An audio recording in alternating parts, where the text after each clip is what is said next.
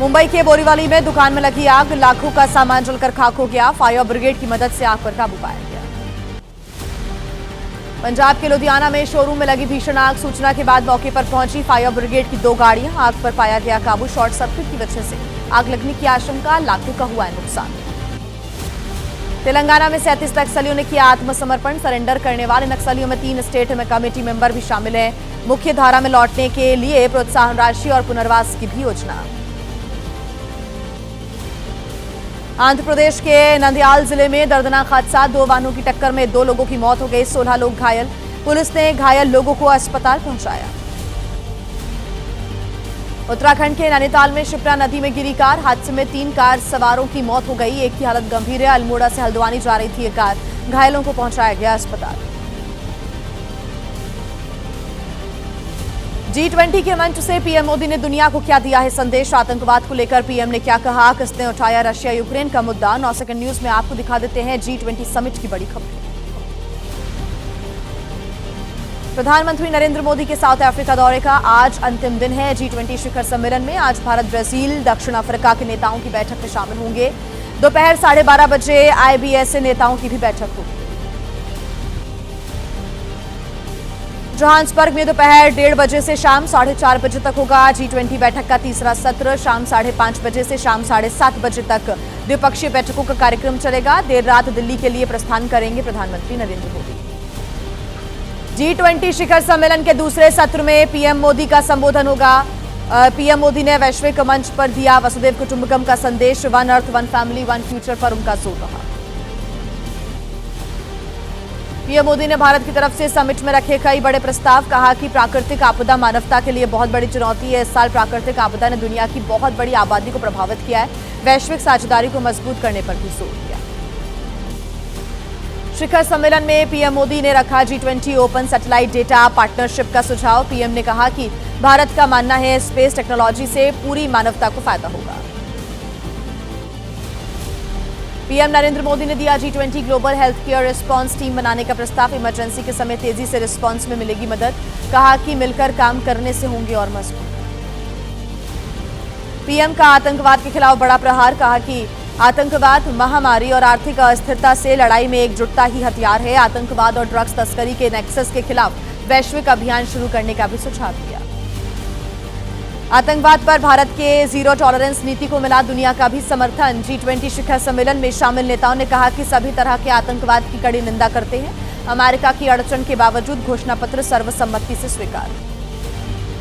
G20 summit में PM Modi ने दुनिया के बड़े नेताओं से मुलाकात की। इटली की प्रधानमंत्री जॉर्जिया मेलोनी और ब्राजील के राष्ट्रपति से भी पीएम की हुई मुलाकात। ब्रिटेन के प्रधानमंत्री कीर स्टारमर से भी मिले प्रधानमंत्री नरेंद्र मोदी। समिट के दौरान फ्रांस के राष्ट्रपति इमानुएल मैक्रों से प्रधानमंत्री नरेंद्र मोदी की मुलाकात हुई। प्रधानमंत्री ने एक्स पर लिखा कि अलग अलग मुद्दों पर हुई बातचीत। इंडिया फ्रांस के रिश्ते दुनिया की भलाई के लिए बने ताकत। G20 बैठक में दिखी वैश्विक एकजुटता की भी झलक। दुनिया भर के शीर्ष नेताओं ने एक साथ खड़े होकर ग्रुप फोटो दिया। मंच पर दिखी वैश्विक नेतृत्व की एकजुटता। देखिए, बिहार चुनाव के बाद अब SIR पर घमासान क्यों मचा हुआ है। एक और BLO ने कहां पर आत्महत्या कर ली, किसने कहा कि अखिलेश और ममता का हाल भी तेजस्वी जैसा हो जाएगा। आपको दिखा देते हैं पूरा अपडेट 9 सेकंड न्यूज में।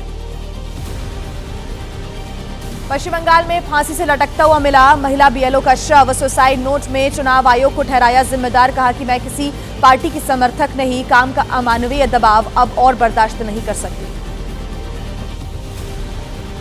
TMC का चुनाव आयोग पर BLO के मानसिक उत्पीड़न का आरोप, SIR को वापस लेने की मांग। ममता बनर्जी ने पूछा SIR के लिए अभी कितनी जानें और जाएंगी। चुनाव आयोग को ममता बनर्जी की चिट्ठी पर बोले बीजेपी नेता अभिजीत गांगुली, ममता बनर्जी करती हैं बेमतलब की बातें, उनकी हर बात को गंभीरता से लेने की जरूरत नहीं। SIR के मुद्दे पर TMC नेता कुणाल घोष ने कहा केवल बंगाल से ही नहीं, राजस्थान, तमिलनाडु, गुजरात से भी BLO के आत्महत्या की खबरें सामने आई हैं। बयानबाजी करने वाले बीजेपी नेता पीड़ित परिवारों का बना रहे हैं मजाक। BLO के सुसाइड करने पर पश्चिम बंगाल कांग्रेस अध्यक्ष शुभंकर सरकार ने पूछा 1951 से अब तक 8 बार हुआ SIR, अब क्यों बन रहे हैं ऐसे हालात, क्यों चुनाव आयोग हड़बड़ी में करवा रहा है SIR।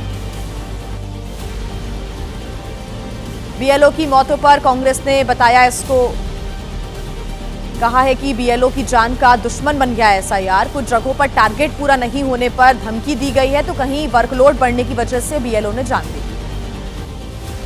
समाजवादी पार्टी के प्रमुख अखिलेश यादव का आरोप, चुनाव आयोग एसपी की जीती हर विधानसभा में वोट काटने की साजिश कर रहा है। बीजेपी के साथ मिलकर 50,000 वोट काटने की तैयारी है।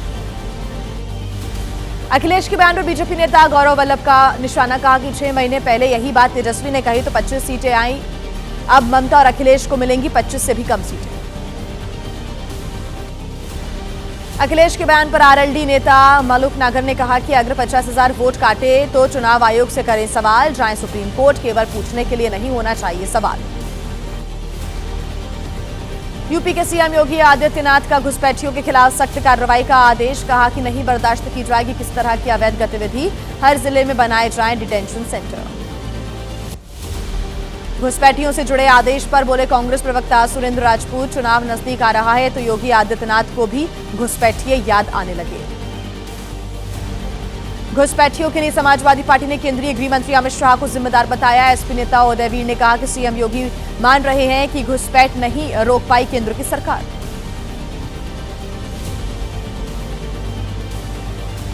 और आइए अब 9 सेकंड न्यूज में आपको दिखा देते हैं देश की बड़ी खबरें। सीमा से दूर हरिद्वार में सेना ने की खास तरह की एक्सरसाइज, पश्चिम कमान के 20,000 सैनिकों ने हिस्सा लिया। इसमें लेफ्टिनेंट जनरल मनोज कटियार ने कहा कि जब तक नहीं कब्जाएंगे पाकिस्तान की जमीन तब तक पाकिस्तान से नहीं मानेंगे हार।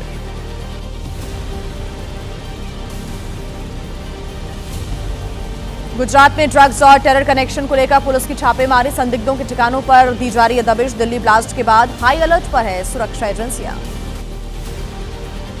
अल फला यूनिवर्सिटी में पढ़ रहे छात्रों के अभिभावकों ने यूनिवर्सिटी प्रबंधन से मुलाकात की। अभिभावकों को सता रही है अपने बच्चों की भविष्य की चिंता।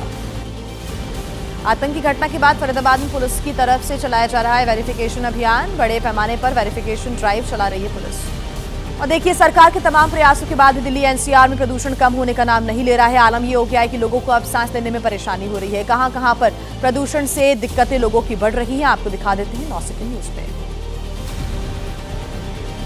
दिल्ली की हवा में नहीं हो रहा है सुधार, सुबह से अक्षरधाम, इंडिया गेट, आईटीओ में धुंध छाई हुई है, लोगों को सांस लेने में हो रही परेशानी। बहुत खराब श्रेणी में है वायु की गुणवत्ता, कई स्थानों पर 400 के पार पहुंची एयर क्वालिटी इंडेक्स।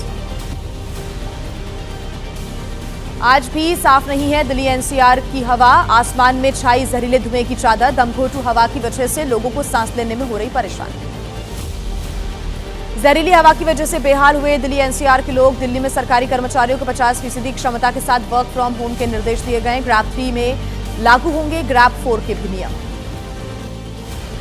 राजस्थान के सीकर में जहरीली धुएं की वजह से कई बच्चे बीमार हो गए, तबियत बिगड़ने पर करवाया गया सभी को अस्पताल में भर्ती। औद्योगिक क्षेत्र और बस डिपो के पास अचानक से धुआं बढ़ गया था। तमिलनाडु के कई हिस्सों में बारिश हुई। तमिलनाडु में 25 नवंबर तक भारी बारिश का अलर्ट है। केरल, लक्षद्वीप और आंध्र प्रदेश में अगले कुछ दिन भारी बारिश की आशंका है। और देखिए, 1 दिसंबर से शुरू होने वाले शीतकालीन सत्र में कौन कौन से बिल चर्चा में होंगे शामिल। बिहार में सीमांचल की क्या है ओवैसी की मांग। देखिए राजनीति से जुड़ी तमाम बड़ी खबरें 9 सेकंड न्यूज में।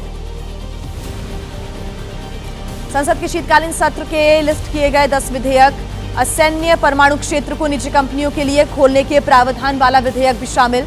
सरकारी एजेंडे में शामिल है उच्च शिक्षा आयोग विधेयक। हिमाचल कांग्रेस की विनय कुमार को सौंपी गई कमान। कांग्रेस अध्यक्ष खड़गे ने की नियुक्ति। हिमाचल विधानसभा के डेप्यूटी स्पीकर का पद छोड़ने के बाद से प्रदेश की कमान सौंपने की अटकलें। बिहार में 5 सीट जीतने वाली पार्टी एआईएमआईएम के प्रमुख असदुद्दीन ओवैसी ने कहा कि हम नीतीश कुमार की सरकार को समर्थन देने के लिए तैयार हैं, लेकिन सीमांचल क्षेत्र को मिलना चाहिए न्याय। ओवैसी के बयान पर आरजेडी नेता एजाज अहमद ने कहा कि ओवैसी का सामने आ गया असली चेहरा, अब मिलाना चाहते हैं जेडीयू बीजेपी से हाथ, चुनाव में सेकुलर ताकतों को कर रहे थे कमजोर। ओवैसी बोले नीतीश सरकार को समर्थन देने के लिए तैयार। बीजेपी प्रवक्ता कुंतर कृष्ण ने कहा कि अगर कोई विकास के नाम एनडीए को देना चाहता है समर्थन तो उसका स्वागत है। बीजेपी नेता और कैसरगंज के पूर्व सांसद बृजभूषण शरण सिंह ने चुनाव लड़ने के संकेत दिए। कहा कि अगर बीजेपी 2029 के लोकसभा चुनाव में लड़ाएगी तो लड़ेंगे, नहीं लड़ाएगी तो पैदल लड़ पाएगी। मुंबई हमले की 17वीं बरसी पर गेटवे ऑफ इंडिया पर कार्यक्रम। महाराष्ट्र के सीएम देवेंद्र फडणवीस ने कहा कि अगर उस समय किया होता ऑपरेशन सिंदूर का साहस तो कोई दोबारा हमले का नहीं करता दुस्साहस। मुंबई हमले की बरसी पर आयोजित कार्यक्रम में उद्योग और फिल्म जगत के दिग्गज पहुंचे। नीता अंबानी, शाहरुख खान, रणवीर सिंह भी शामिल हुए। लोगों से इंसानियत के रास्ते पर चलने की अपील। नेतृत्व परिवर्तन के सवाल पर कर्नाटक के मुख्यमंत्री सिद्धरामैया ने कहा, हाईकमान का आदेश का पालन करूंगा। खड़गे से मुलाकात पर कहा कि निकाय चुनाव पर चर्चा हुई, कैबिनेट बदलाव केवल अफवाह है। जेडीएस के नेता कुमारस्वामी पर कर्नाटक के उप मुख्यमंत्री डीके शिवकुमार का तीखा हमला। कहा कि कुमारस्वामी गद्दार, अगर वे साबित कर दें कि मैं अमित शाह के संपर्क में हूं तो मैं छोड़ दूंगा राजनीति। जमीयत उलेमा हिंद के अध्यक्ष अरशद मदनी ने कहा कि धर्म के आधार पर लोगों को बांटने से देश में कमजोर हो रहा है मुसलमान। ऐसा लगता है कि इस्लाम और मुसलमान दोनों को खत्म करने पर तुली हुई है ये ताकतें।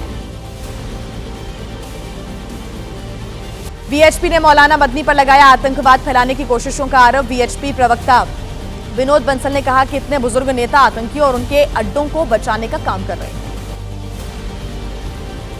आज कांचीपुरम में टीवी के प्रमुख विजय की मीटिंग होगी। वहीं केवल 2000 लोगों के शामिल होने की इजाजत मिली है। 27 सितंबर को उनकी रैली में भगदड़ के बाद विजय को रोकना पड़ गया था राज्य का दौरा।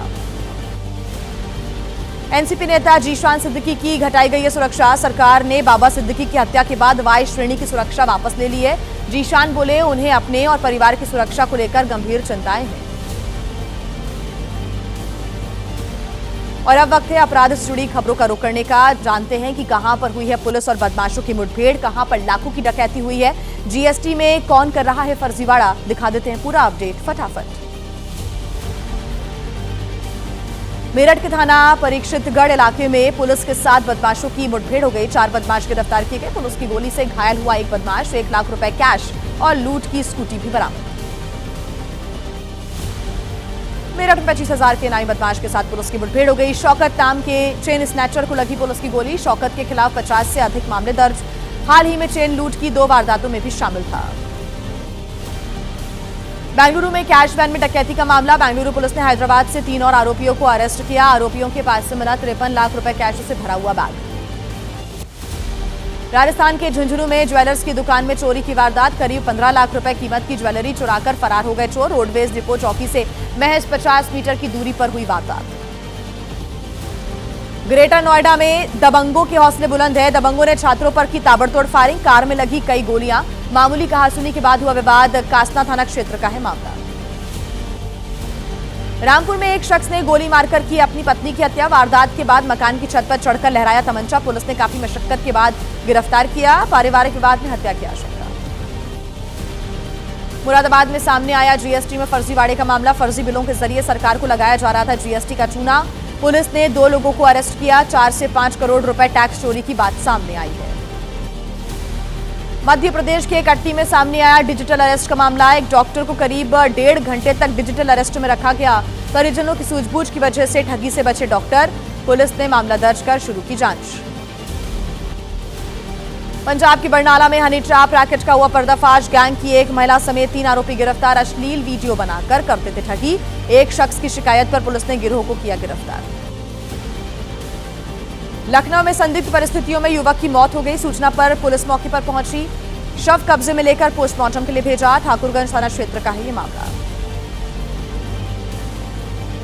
और आइए अब आपको दिखा देते हैं देश के अलग अलग राज्यों की बड़ी खबरें सिर्फ 9 सेकंड न्यूज में। मध्य प्रदेश के रायसेन में 6 साल की बच्ची के साथ दरिंदगी का मामला सामने आया। गुस्साए लोगों ने नेशनल हाईवे पर जाम लगा दिया। आरोपी सलमान की गिरफ्तारी की मांग की। फरार आरोपी की तलाश के लिए 10 टीमों का गठन। दिल्ली के सेंट कोलंबस स्कूल में 10वीं क्लास के छात्र की मौत के मामले में अभिभावकों ने सड़कों पर उतरकर किया प्रदर्शन। आरोपी शिक्षकों के खिलाफ कड़ी कार्रवाई की मांग की। अब तक मामले में 4 शिक्षक सस्पेंड किए गए।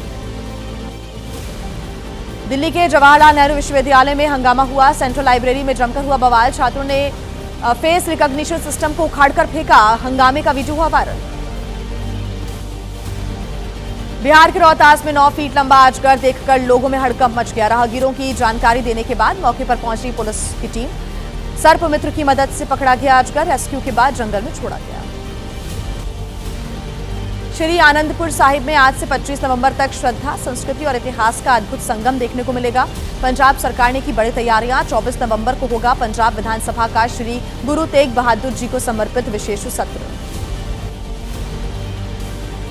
श्री गुरु तेग बहादुर साहिब जी की 350वीं शहीदी दिवस पर नगर कीर्तन होगा। अमृतसर में गुरु सागर साहिब संगत ने शुरू किया बड़ा नगर कीर्तन। होशियारपुर में भी दिखी नगर कीर्तन की बड़ी तैयारियां। श्री गुरु तेग बहादुर साहिब जी की 350वीं शहीदी दिवस पर 25 नवंबर को चंडीगढ़ प्रशासन के सभी दफ्तरों में छुट्टी होगी। दिल्ली में भी 25 नवंबर को घोषित किया गया है पब्लिक हॉलिडे। माता वैष्णो देवी श्राइन बोर्ड के मेडिकल कॉलेज को लेकर एलजी मनोज सिन्हा से मिले बीजेपी के नेता। जम्मू कश्मीर विधानसभा में नेता प्रतिपक्ष सुनील शर्मा ने कहा कि हम चाहते हैं उन्हें मिले प्रवेश जिनकी माता वैष्णो देवी में हुआ आस्था। जम्मू में आज हाई लेवल सिक्योरिटी मीटिंग होगी। एलजी मनोज सिन्हा करेंगे बैठक की अध्यक्षता। जम्मू कश्मीर में सुरक्षा, एलओसी पर हालात और सर्दियों की तैयारियों की होगी समीक्षा।